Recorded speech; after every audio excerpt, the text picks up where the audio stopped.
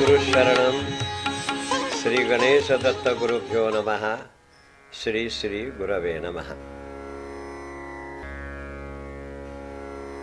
आज आपण एक चिंतन करणार आहोत.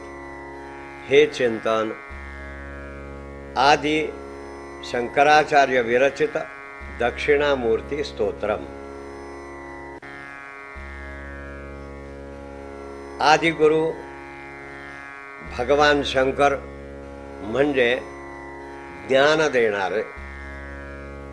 एक असं सांगितलेलं आहे की ज्ञानम महेश्वरात इच्छेत. ज्ञान हे भगवान शंकरांच्याकडून प्राप्त करून घ्यावे आणि म्हणून याकरता श्री दक्षिणामूर्ती स्तोत्र जे आहे हे आद्य शंकराचार्यांनी रचलेले अत्यंत प्रासादिक अशा प्रकारचे आहे. अर्थात दक्षिणामूर्ती म्हणजे भगवान शंकरच असा अर्थ आहे.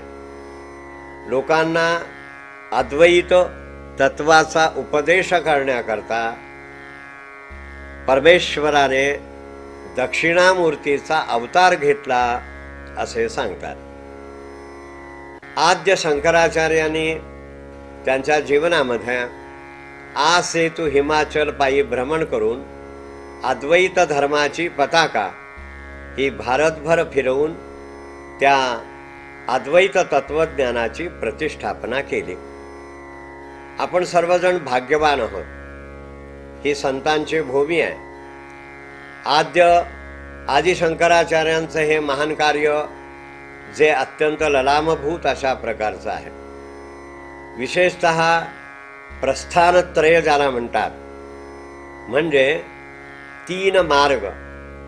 या 3 मार्गांचा संदेश आदि शंकराचार्यांनी केला आणि यामध्ये ब्रह्मसूत्रावरती शांकर भाष्य, उपनिषदावरती शांकर भाष्य आणि श्रीमद भगवद्गीतेवरती शांकर भाष्य अशा ग्रंथांच्या वरती भाष्याचा विस्तृत हे ब्रह्मसूत्र काय आहेत, उपनिषद काय आहेत आणि भगवद्गीता ही काय आहे हे सगळं वर्णन आदिगुरु भगवान शंकराचार्यांनी हे केलेलं आहे. आता मूळ आपण विषयाकडे जाऊया. दक्षिणामूर्ती स्तोत्र. दक्षिण या शब्दाचा अर्थ, दक्षिणा या शब्दाचा अर्थ सुंदर असाही आहे. दक्षिणामूर्ती ही सुंदर ध्यान असलेल्या सद्गुरु भगवान शंकरांची आहे असं वर्णन आरंभाला सांगतात.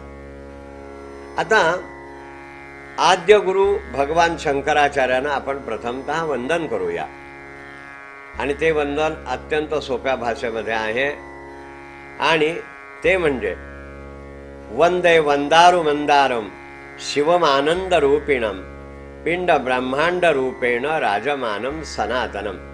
आता आपण जगद्गुरु भगवान शंकरांना या ठिकाणी वंदन करतायत असं हे आपल्याला या ठिकाणी दिसतंय. आणि दुसरी एक प्रार्थना श्रुती स्मृती पुराणानाम आलयं करुणालयम नमामि भगवत्पादम शंकरम लोकशंकरम. भगवत पूज्यपाद असं आद्य शंकराचार्यांना म्हणतात. त्यांना आपण प्रथम वंदन करू आणि नंतर आदिगुरु भगवान शंकरांना वंदन करू. वंदे वंदारु मंदारम शिवमानंद रूपिणम. शिवमानंद म्हणजे अत्यंत आनंद स्वरूप असणारं पिंड ब्रह्मांड रूपेण राजमानम सनातनम. पिंड ब्रह्मांड रूपामध्ये राजमान विराजमान असलेलं नित्य नूतन अशा प्रकारच्या आदिगुरु भगवान शंकरांना आपण वंदन करूया, ही प्रार्थना करूया आणि पुढे या दक्षिणामूर्ती स्तोत्राला प्रारंभ करूया. आता दक्षिणामूर्ती हाही भगवान शंकरांचाच अवतार, परंतु याचं वर्णन हे शास्त्रकारांनी अतिशय सुंदर रीतीनं केलेलं आहे. म्हणजे आदिगुरु भगवान शंकरांना वंदन झालं, आदि भगवान अशा रीतीनं भगवत पूज्यपादांना वंदन झालं. आता दक्षिणामूर्तीला नमस्कार करू. ईश्वर गुरुरात्मेती मूर्तिभेद विभागिने व्योमवत व्याप्त देहाय दक्षिणामूर्तये नमः. ईश्वर, गुरु आणि आत्मा हे जरी वेगवेगळे दिसत असले तरी ते सगळं एकाच ठिकाणी आहे आणि ते दक्षिणामूर्ती. आता दक्षिणामूर्तीच्या या आचार्यांच्या आपण स्तोत्राला प्रारंभ करू. वस्तुतः आपणाला सर्वांना माहिती आहे की आदिगुरु भगवान शंकराचार्यांचा हा पूर्णा नदीच्या काठी कालटी म्हणजे केरळ प्रांतामध्ये जन्म झाला. पूर्णा नदी आहे, घराण्यामध्ये श्रीकृष्ण भक्ती आहे, पण सर्व देवदेवतांच्या वरती स्तोत्रांची रचना करणारे आचार्य आपल्याला वंदनीय आहेत. त्यांचं आईवरती फार प्रेम. संन्यासासाठी परवानगी मिळाली, परंतु मातोश्रीनी जगद्गुरु शंकराचार्यांना सांगितलं. अरे म्हणाले, शंकरा क्षमस्व असा हा उच्चार एकेरी करू नये. परंतु ते म्हणतात की आता आपण जाणार, माझं वय होत आलेलं आहे, पण याकरता की हे कृष्ण मंदिराकडे जायचा जो रस्ता आहे हे मी एकटी कशी जाऊ, आणि पूर्णा नदी ही सुद्धा लांब आहे, इथे स्नान कसं करू. आणि याकरता त्यांनी आचार्याने प्रार्थना केली आणि पूर्णा नदीचा प्रवाह जो आहे तो मातोश्रींच्या म्हणजे त्यांच्या घरापासून नेला. एक महान कार्य आपल्या आईकरता केलं बरं. त्यानंतर गावामधल्या मंडळींना भग्नावस्थेमध्ये श्रीकृष्ण हे मंदिर त्यांना दिसलं, तेव्हा सगळेजण आचार्यांच्याकडे आले आणि आचार्यानं विनंती केली की असं असं आहे. हो म्हणाले, मला पण हे स्वप्न पडलंय. तर ते मंदिर म्हणाले आपण अलीकडे आणून त्याची स्थापना करूया, म्हणजे आईला भगवान गोपालकृष्णांचं दर्शन, नित्य दर्शन आणि पूर्णा नदीचं नित्य स्नान अशी ही उपलब्धता आचार्यांनी आनंदाने करून ठेवली आणि दिग्विजयाकरता त्यांनी वाटचाल केली. सेतू हिमाचल असा हा प्रवास केला. पूर्व, पश्चिम, दक्षिण आणि उत्तर अशा प्रकारे सगळीकडे चारही दिशांना प्रतिष्ठापना केली. 4 पीठांची स्थापना केली. शृंगेरी हे सुद्धा पीठ स्थापन केलं. असं खूप चरित्रामधून सांगता येण्यासारखं आहे. आता आपण जे स्तोत्र पाहणार आहोत, स्तोत्र म्हणजे काय? स्तुती, भगवंताची स्तुती. आणि या स्तुतीमध्ये एक विशेष असा भाग असतो की भक्ताने भगवंताची स्तुती केलेली आहे. स्तोत्रै स्तवैरुच्चावचै पौराणे प्राकृतैरपि स्तुत्वा प्रसीद भगवन इति वंदेत दंडवत. भगवंताची अत्यंत आर्ततेनं जी स्तुती केल्यानंतर भगवान हा प्रसन्न होतो आणि म्हणून भगवंताच्या प्रसन्नतेकरता स्तोत्रांची रचना ही वेदकालापासून चालत आलेली आहे. आणि आचार्यांनी अनेक देवदेवतांच्यावरती निसर्गरम्य अशा परिसराभोवती विशेषतः आचार्यांना ज्या ज्या ठिकाणी आचार्य गेले त्या त्या ठिकाणी असणारी ती जी देवता आहे ती देवता त्यांना प्रसन्न झाली आणि प्रसन्न होऊन त्या देवतेनं प्रार्थना केली आणि प्रार्थना केल्यानंतर त्या देवतेची स्तुती आचार्यांनी केलेली आहे. नर्मदा नदी, गंगा नदी यावरती सुद्धा आचार्यांची सगळी स्तोत्र आहेत. आता या दक्षिणामूर्ती स्तोत्रामध्ये एक अत्यंत सुंदर अशा प्रकारची आध्यात्मिक बैठक ज्याला म्हणता येईल, आध्यात्मिक उपदेश हा आचार्यांनी केलेला आहे. अध्यात्म म्हटल्यानंतर सकारात्मकता, आनंद, प्रत्येकाला आनंद मिळावा अशी मानवी जीवनाची ही एक प्रकारे एक भूमिका असते. आपण जन्माला येतो कशा करता? तर आनंदाकरता. म्हणून आचार्य या ठिकाणी वेगवेगळ्या स्तोत्राद्वारे एकीकडे स्तुती करतात, एकीकडे तत्वज्ञानाची भूमिका म्हणतात आणि त्यामधून माणसानं काय घ्यावं याही स्तोत्राचा हा परिपाठ आपल्याला आचार्यांनी दिलेला आहे. दक्षिणामूर्ती स्तोत्र अत्यंत सुंदर आहे, प्रासादिक आहे, ध्येय आहे. किती वेळा ते गुणगुणत राहावं, पाठ करायला पाहिजे. पाठ केल्यानंतर त्या श्लोकाचा जर आपण पाठ करून आपण जर म्हटलं तर विलक्षण आनंद होतो. त्याचा अर्थ आपोआप कळायला लागतो. वेगळं त्या ठिकाणी घेऊन अर्थ लावण्याची गरजच नाही. परंतु एखादा जाणकार आला तो त्या ठिकाणी अर्थ विचारायला हरकत नाही. आता आपण सगळे मानव आहोत. आपणा सगळ्यांना एक जिज्ञासा असते. काय असते? ईश्वर म्हणजे काय? तो ईश्वर आम्हाला कसा दिसणार? ही जीवाची तळमळ आहे. ऐशी कळवळ्याची जाती ही संतांची भूमिका. परंतु या जीवाला वाटतं ना, एक सामान्य माणसाला वाटतं की ईश्वर आम्हाला भेटला पाहिजे, ही तळमळ आहे. संतांनाही ते वाटतं. म्हणून संतांनी वेगवेगळ्या भूमिकेमधून ईश्वराचं दिग्दर्शन करणं, ईश्वराविषयीची त्या मार्गामधून कशा रीतीनं आपल्याला त्याच्यापर्यंत जाता येईल हा भाग सांगितला. हे एक आपल्याला मिळालेलं वरदान आहे. आता आपण जीव आहोत, आजूबाजूला सगळं जगत आहे आणि याचं पालन करणार जगदीश आहे. हे तीन प्रकार म्हणजे जीव, जगत आणि जगदीश. मग जीव जगत जगदीश जे आहे यामध्ये एकरूप होणं आणि एकरूप होऊन त्या परमात्म्याच्या विषयीची माहिती करून घेणं, ती कशी करावयाची याकरता आचार्यांचे स्तोत्र आहे. आता दक्षिणा म्हटल्यानंतर ज्ञान, दक्षिणा या शब्दाचा अर्थ ज्ञान आहे. एक प्रसंग असा आहे, तो मुद्दामून आठवला म्हणून सांगतो. भगवान गोपाल कृष्ण आणि उद्धवांचा संवाद आपल्याला पाहायला मिळतो. उद्धवाने एक प्रश्न केला. तसे अनेक प्रश्न आहेत, परंतु आत्ता लागूपुरता जो प्रश्न आहे तो आपण घेऊ.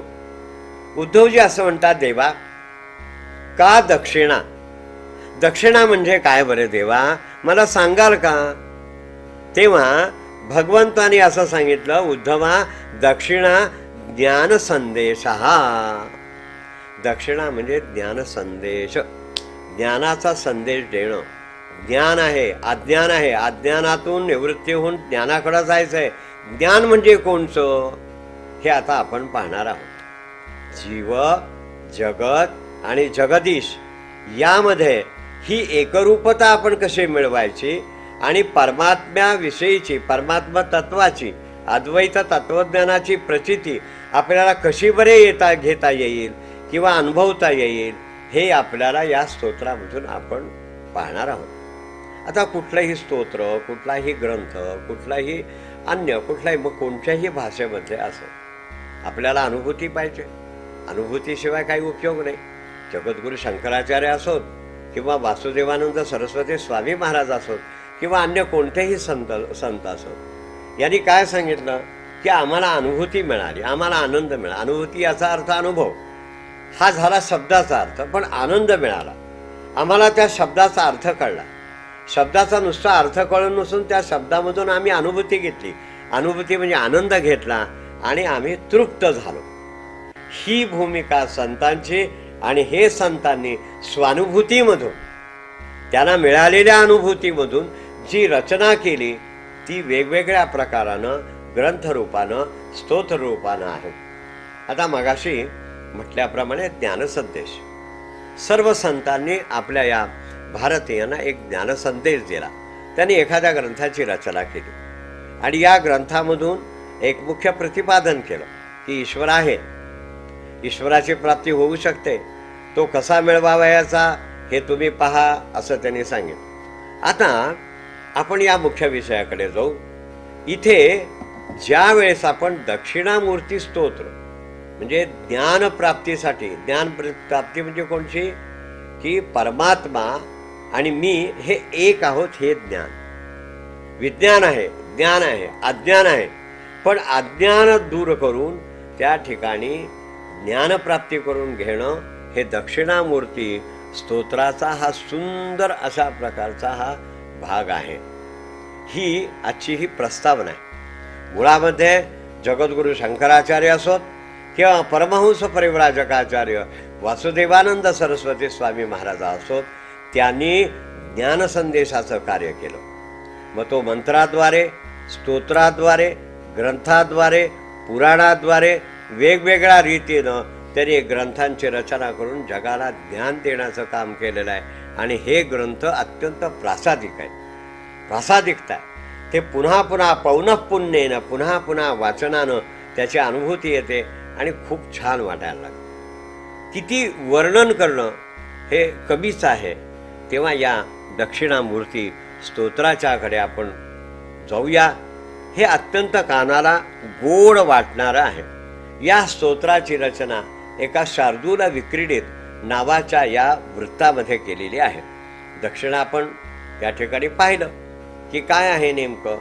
आता एक गंमत घडलेली आहे पूर्वी, फार पूर्वी, आणि ती पुढे नंतर सांगणार आहोत. पण यामध्ये एक साधक आहे आणि हा तरुण आहे. आणि या तरुण साधकांना एक जिज्ञासा आहे ईश्वर प्राप्तीची, परंतु ते त्याला ज्ञान कुठेही मिळत नाही. सगळीकडे संचार करतो, भ्रमनिरास होतो.